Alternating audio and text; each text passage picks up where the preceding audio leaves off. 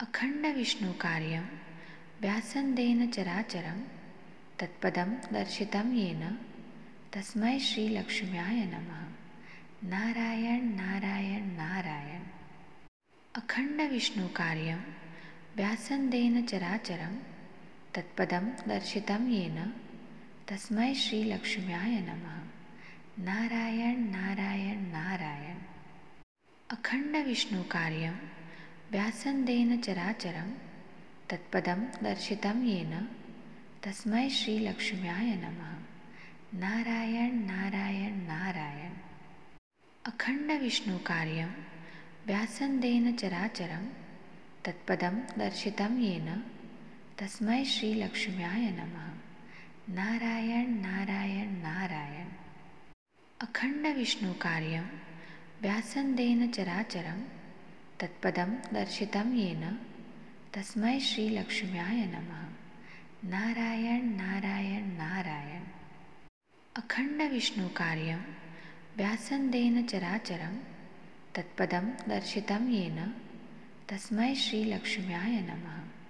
नारायण नारायण नारायण।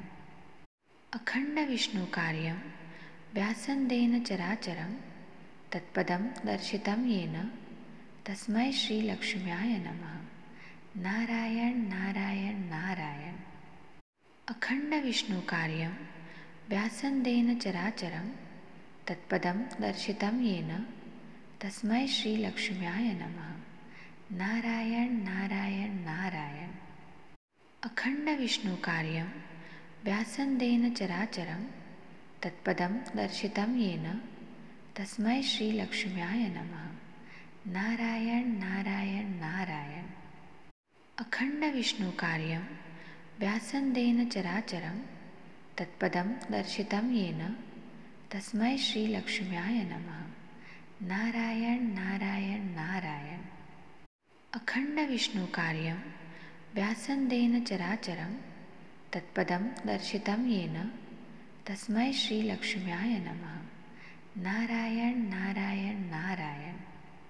अखण्डविष्णुकार्यं व्यासन्देन चराचरं तत्पदं दर्शितं येन तस्मै श्रीलक्ष्म्याय नमः। नारायण नारायण नारायण। अखण्डविष्णुकार्यं व्यासन्देन चराचरं तत्पदं दर्शितं येन तस्मै श्रीलक्ष्म्याय नमः। नारायण नारायण नारायण। अखण्डविष्णुकार्यं व्यासन्देन चराचरं तत्पदं दर्शितं येन तस्मै श्रीलक्ष्म्याय नमः। नारायण नारायण नारायण। अखण्डविष्णुकार्यं व्यासन्देन चराचरं तत्पदं दर्शितं येन तस्मै श्रीलक्ष्म्याय नमः। नारायण नारायण नारायण। अखण्डविष्णुकार्यं व्यासन्देन चराचरं तत्पदं दर्शितं येन तस्मै श्रीलक्ष्म्याय नमः। नारायण नारायण नारायण। अखण्डविष्णुकार्यं व्यासन्देन चराचरं तत्पदं दर्शितं येन तस्मै श्रीलक्ष्म्याय नमः। नारायण नारायण नारायण। अखण्डविष्णुकार्यं व्यासन्देन चराचरं तत्पदं दर्शितं येन तस्मै श्रीलक्ष्म्याय नमः। नारायण नारायण नारायण। अखण्डविष्णुकार्यं व्यासन्देन चराचरं तत्पदं दर्शितं येन तस्मै श्रीलक्ष्म्याय नमः। नारायण नारायण नारायण। अखण्डविष्णुकार्यं व्यासन्देन चराचरं तत्पदं दर्शितं येन तस्मै श्रीलक्ष्म्याय नमः। नारायण नारायण नारायण। अखण्डविष्णुकार्यं व्यासन्देन चराचरं तत्पदं दर्शितं येन तस्मै श्रीलक्ष्म्याय नमः। नारायण नारायण नारायण।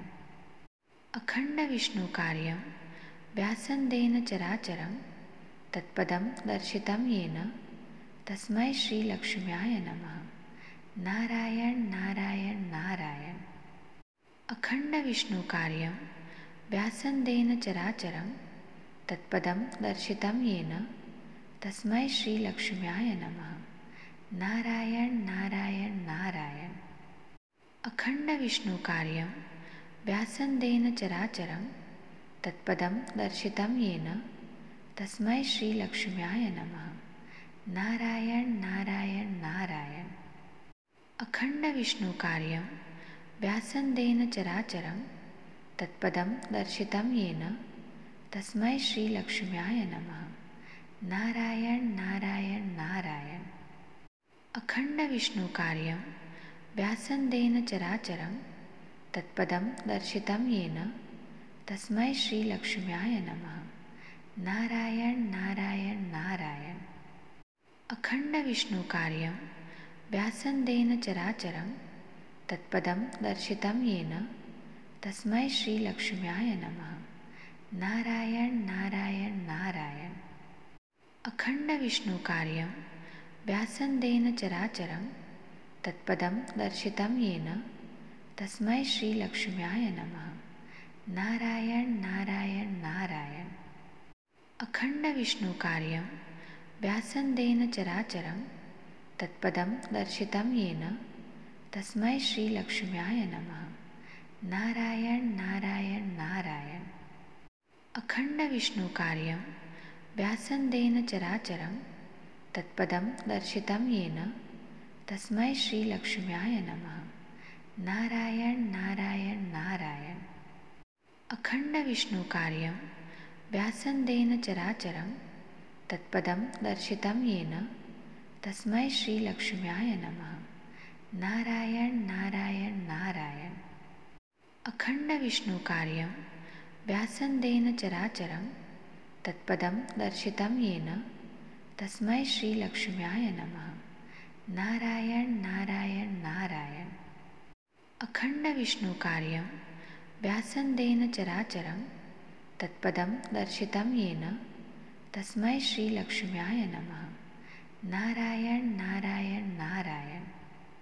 अखण्डविष्णुकार्यं व्यासन्देन चराचरं तत्पदं दर्शितं येन तस्मै श्रीलक्ष्म्याय नमः। नारायण नारायण नारायण। अखण्डविष्णुकार्यं व्यासन्देन चराचरं तत्पदं दर्शितं येन तस्मै श्रीलक्ष्म्याय नमः। नारायण नारायण नारायण। अखण्डविष्णुकार्यं व्यासन्देन चराचरं तत्पदं दर्शितं येन तस्मै श्रीलक्ष्म्याय नमः। नारायण नारायण नारायण। अखण्डविष्णुकार्यं व्यासन्देन चराचरं तत्पदं दर्शितं येन तस्मै श्रीलक्ष्म्याय नमः। नारायण नारायण नारायण। अखण्डविष्णुकार्यं व्यासन्देन चराचरं तत्पदं दर्शितं येन तस्मै श्रीलक्ष्म्याय नमः। नारायण नारायण नारायण। अखण्डविष्णुकार्यं व्यासन्देन चराचरं तत्पदं दर्शितं येन तस्मै श्रीलक्ष्म्याय नमः। नारायण नारायण नारायण। अखण्डविष्णुकार्यं व्यासन्देन चराचरं तत्पदं दर्शितं येन तस्मै श्रीलक्ष्म्याय नमः। नारायण नारायण नारायण। अखण्डविष्णुकार्यं व्यासन्देन चराचरं तत्पदं दर्शितं येन तस्मै श्रीलक्ष्म्याय नमः। नारायण नारायण नारायण। अखण्डविष्णुकार्यं व्यासन्देन चराचरं तत्पदं दर्शितं येन तस्मै श्रीलक्ष्म्याय नमः। नारायण नारायण नारायण। अखण्डविष्णुकार्यं व्यासन्देन चराचरं तत्पदं दर्शितं येन तस्मै श्रीलक्ष्म्याय नमः। नारायण नारायण नारायण। अखण्डविष्णुकार्यं व्यासन्देन चराचरं तत्पदं दर्शितं येन तस्मै श्रीलक्ष्म्याय नमः। नारायण नारायण नारायण। अखण्डविष्णुकार्यं व्यासन्देन चराचरं तत्पदं दर्शितं येन तस्मै श्रीलक्ष्म्याय नमः। नारायण नारायण नारायण। अखंड विष्णु कार्यं व्यासन्देन चराचरं तत्पदं दर्शितं येन तस्मै श्रीलक्ष्म्याय नमः। नारायण नारायण नारायण। अखंड विष्णु कार्यं व्यासन्देन चराचरं तत्पदं दर्शितं येन तस्मै श्रीलक्ष्म्याय नमः। नारायण नारायण नारायण। अखंड विष्णु कार्यं व्यासन्देन चराचरं तत्पदं दर्शितं येन तस्मै श्रीलक्ष्म्याय नमः। नारायण नारायण नारायण। अखंड विष्णु कार्यं व्यासन्देन चराचरं तत्पदं दर्शितं येन तस्मै श्रीलक्ष्म्याय नमः। नारायण नारायण नारायण। अखंड विष्णु कार्यं व्यासन्देन चराचरं तत्पदं दर्शितं येन तस्मै श्रीलक्ष्म्याय नमः। नारायण नारायण नारायण। अखंड विष्णु कार्यं व्यासन्देन चराचरं तत्पदं दर्शितं येन तस्मै श्रीलक्ष्म्याय नमः। नारायण नारायण नारायण। अखंड विष्णु कार्यं व्यासन्देन चराचरं तत्पदं दर्शितं येन तस्मै श्रीलक्ष्म्याय नमः। नारायण नारायण नारायण। अखंड विष्णु कार्यं व्यासन्देन चराचरं तत्पदं दर्शितं येन तस्मै श्रीलक्ष्म्याय नमः। नारायण नारायण नारायण। अखंड विष्णु कार्यं व्यासन्देन चराचरं तत्पदं दर्शितं येन तस्मै श्रीलक्ष्म्याय नमः। नारायण नारायण नारायण। अखंड विष्णु कार्यं व्यासन्देन चराचरं तत्पदं दर्शितं येन तस्मै श्रीलक्ष्म्याय नमः। नारायण नारायण नारायण।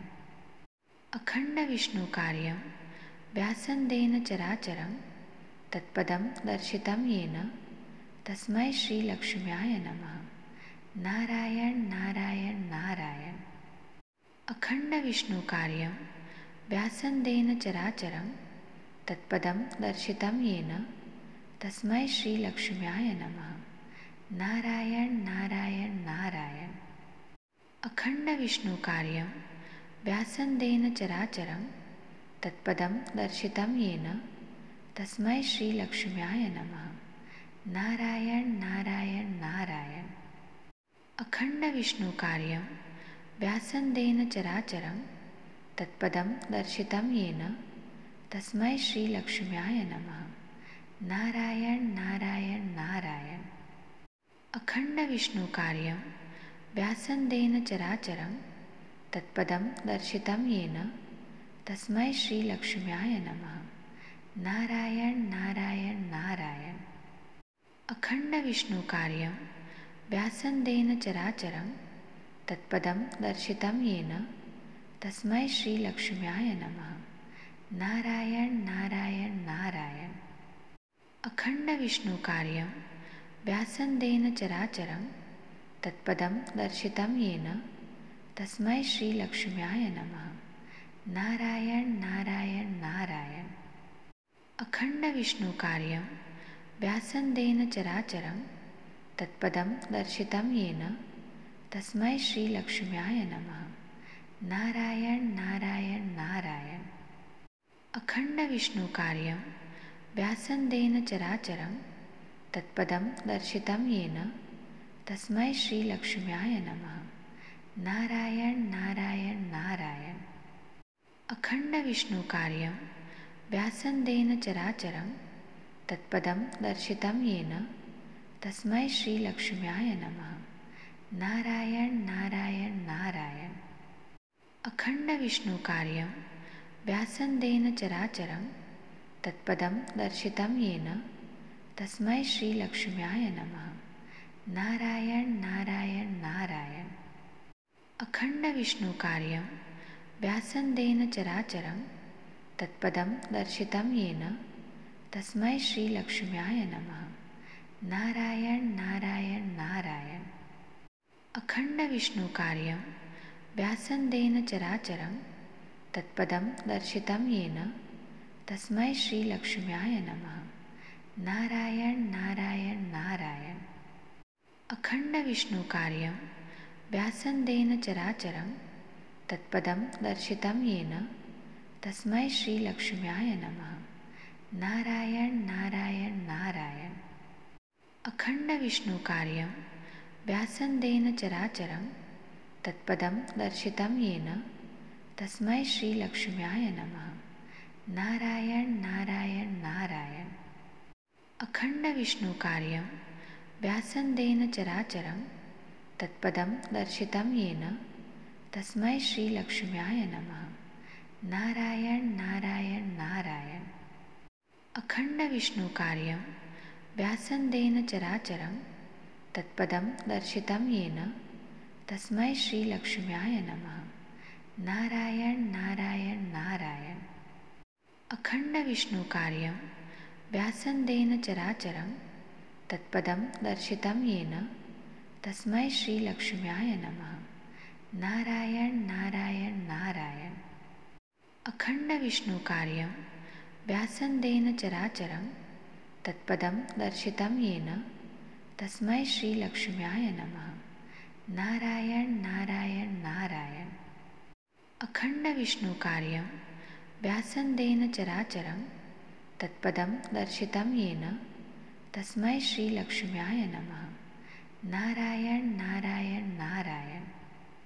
अखण्डविष्णुकार्यं व्यासन्देन चराचरं तत्पदं दर्शितं येन तस्मै श्रीलक्ष्म्याय नमः।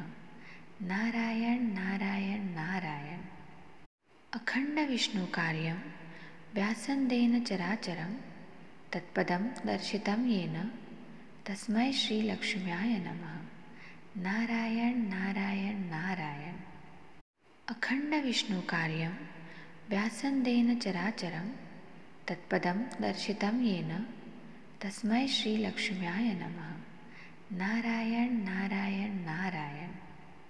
अखण्डविष्णुकार्यं व्यासन्देन चराचरं तत्पदं दर्शितं येन तस्मै श्रीलक्ष्म्याय नमः। नारायण नारायण नारायण। अखण्डविष्णुकार्यं व्यासन्देन चराचरं तत्पदं दर्शितं येन तस्मै श्रीलक्ष्म्याय नमः। नारायण नारायण नारायण। अखण्डविष्णुकार्यं व्यासन्देन चराचरं तत्पदं दर्शितं येन तस्मै श्रीलक्ष्म्याय नमः। नारायण नारायण नारायण।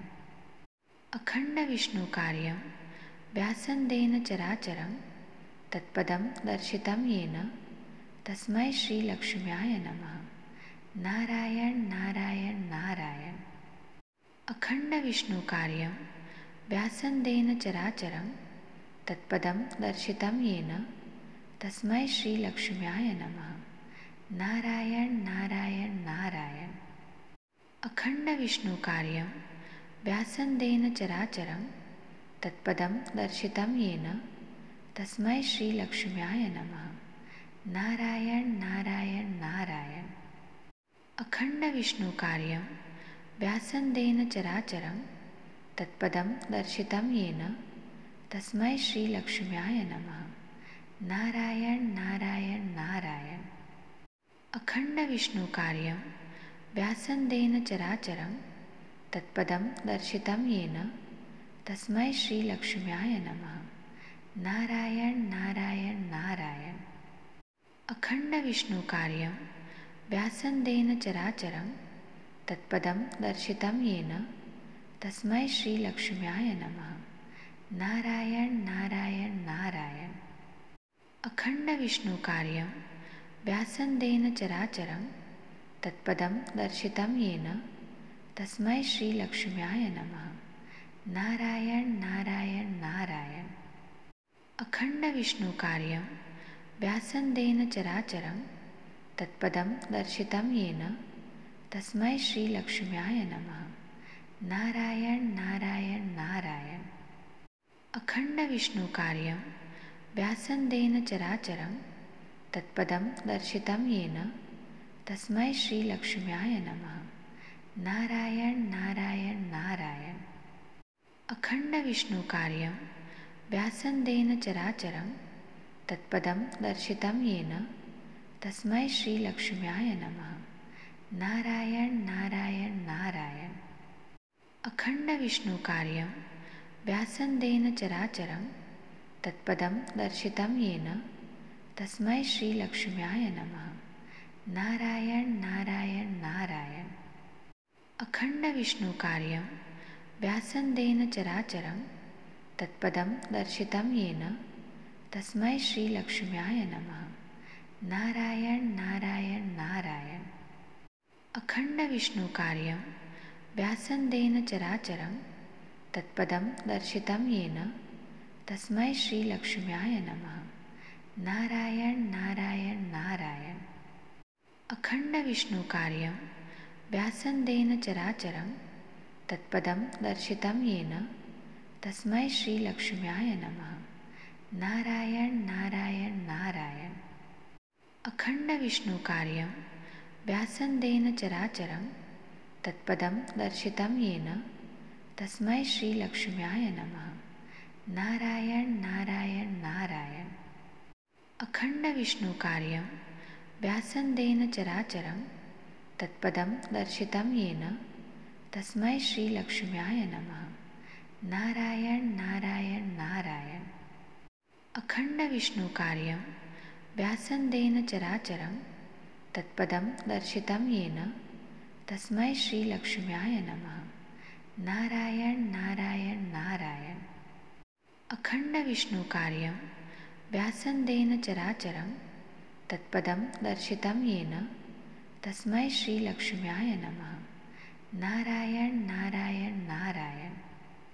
अखण्डविष्णुकार्यं व्यासन्देन चराचरं तत्पदं दर्शितं येन तस्मै श्रीलक्ष्म्याय नमः। नारायण नारायण नारायण। अखण्डविष्णुकार्यं व्यासन्देन चराचरं तत्पदं दर्शितं येन तस्मै श्रीलक्ष्म्याय नमः। नारायण नारायण नारायण। अखण्डविष्णुकार्यं व्यासन्देन चराचरं तत्पदं दर्शितं येन तस्मै श्रीलक्ष्म्याय नमः। नारायण नारायण नारायण। अखण्डविष्णुकार्यं व्यासन्देन चराचरं तत्पदं दर्शितं येन तस्मै श्रीलक्ष्म्याय नमः। नारायण नारायण नारायण।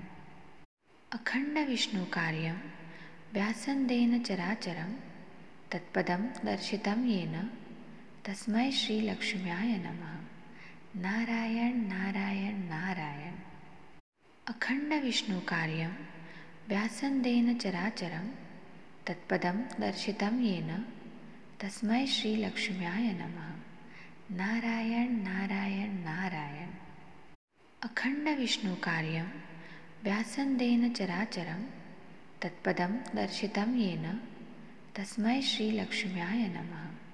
नारायण नारायण नारायण।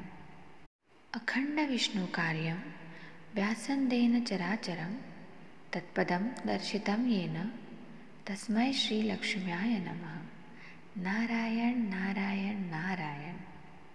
अखण्डविष्णुकार्यं व्यासन्देन चराचरं तत्पदं दर्शितं येन तस्मै श्रीलक्ष्म्याय नमः। नारायण नारायण